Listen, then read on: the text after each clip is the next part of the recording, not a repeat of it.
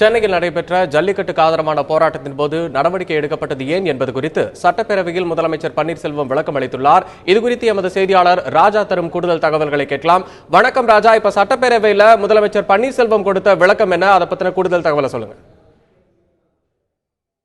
23ஆம் தேதி ஜல்லிக்கட்டுக்கு ஆதரவாக நடைபெற்ற போராட்டத்தில் ஏற்பட்ட வன்முறைக்கு காரணம் தேச விரோதிகள், சமூக விரோதிகள், விஷம சக்திகள் என முதலமைச்சர் பன்னீர்செல்வம் சட்டமன்றத்தில் இன்று விளக்கம் அளித்துள்ளார்.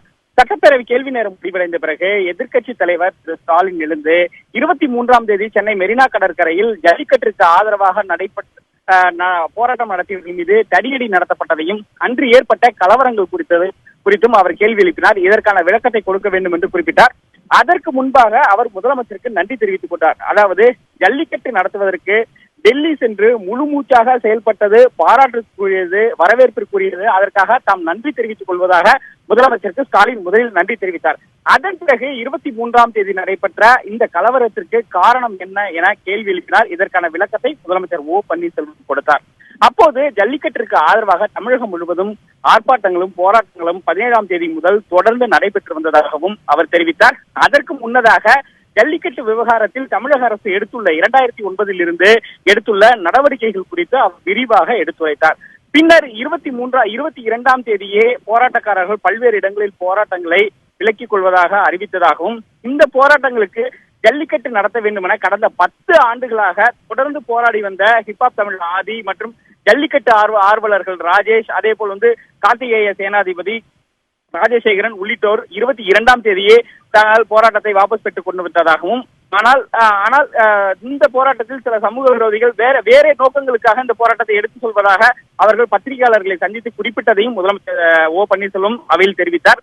அதன் பிறகு இந்த போராட்டத்தில் உள்ள ஒரு பிரிவினர், அதாவது அவர்களுடைய கோரிக்கை திசை மாறி ஜல்லிக்கட்டு நடத்த வேண்டும் என்று அவசர சட்டம் பிறப்பித்த பிறகும், அது சட்டமாக்கப்படும் என்று உறுதியளித்த பிறகும் போராட்டத்தை திசை திருப்ப முயற்சித்ததாக தெரிவித்தார். அதாவது போராட்ட பல்வேறு கோரிக்கைகள், முல்லை பெரியாறு, காவேரி என பல்வேறு கோரிக்கைகள், அதே போல் வெளிநாட்டு உணவு வகைகள் மற்றும் வெளிநாட்டு பண்டங்களை இந்தியாவிற்கு அனுமதிக்க கூடாது என போராட்டத்தினுடைய நோக்கம் திசை திரும்பியதாக முதலமைச்சர் பன்னீர்செல்வம் குறிப்பிட்டார்.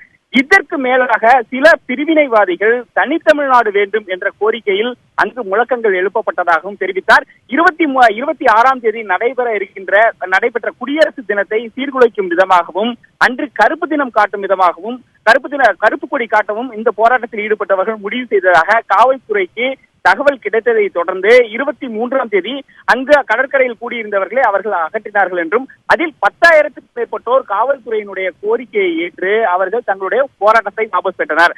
ஆனால் 2000 பேர் மட்டுமே அங்கு தொடர்ந்து போராடி வந்தனர். நிரந்தர சட்டம் வேண்டும் என்று பல்வேறு விளக்கங்கள் அளித்தும் அவர்கள் அதில் இருந்து விலகவில்லை.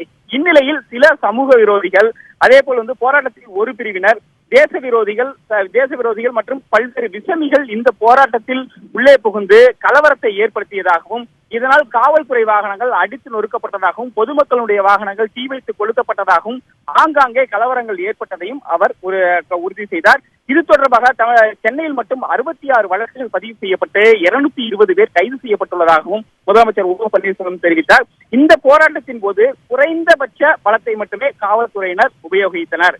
இதனால் மட்டுமே பெரிய அளவிலான வன்முறை தடுக்கப்பட்டது, பொதுமக்களுக்கு பாதுகாப்பு அளித்து உறுதி செய்யப்பட்டது என்பதையும் முதலமைச்சர் பன்னீர்செல்வம் அவையில் பதிவு செய்தார். மேலும் இந்த போராட்டத்தின் காரணமாக, அதாவது பல்வேறு வாகனங்கள் ஆங்காங்கே தீப்பிடித்து இருந்ததாகவும், விஷமிகள் வாகனங்களுக்கு தீ வைத்ததாகவும் தெரிவித்தார். போராட்டத்தினுடைய நோக்கம் திசை திருப்பியதாலேயே காவல்துறையினர் குறைந்தபட்ச பலத்தை பிரயோகிக்க வேண்டிய ஒரு சூழல் ஏற்பட்டதாகவும் முதலமைச்சர் பன்னீர்செல்வம் விளக்கம் அளித்தார்.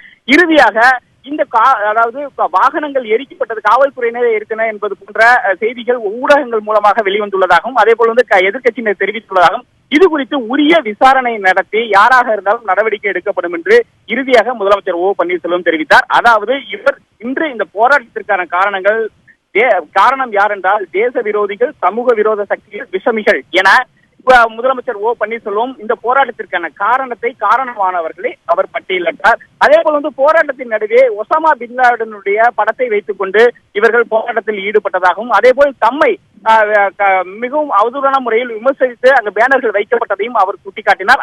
அதை அவர் அவையில் சபாநாயகருடைய ஒப்புதலுடன் அதை காட்டினார். இறுதியாக இந்த போராட்டத்திற்கு கலவரத்திற்கு காரணம் தேச விரோதிகள் சமூக விரோத சக்திகளே காரணம் என்று குறிப்பிட்டால் யாராக இருந்தாலும் தொடர்ந்து விசாரித்து நடவடிக்கை எடுக்கப்படும் என்றும் முதலமைச்சர் ஓ பன்னீர்செல்வம் தெரிவித்தார். அதன் பிறகு எதிர்க்கட்சித் தலைவர் ஸ்டாலின் இந்த முதலமைச்சரினுடைய இதை தாம் ஏற்றுக்கொள்ள முடியாது, தற்போது பணியில் உள்ள ஒரு நீதிபதி தலைமையில் ஒரு விசாரணை குழு அமைக்க வேண்டும், அதன் அடிப்படையில் விசாரணை நடத்த வேண்டும் என கூறி திமுக வெளிநடப்பு செய்தது.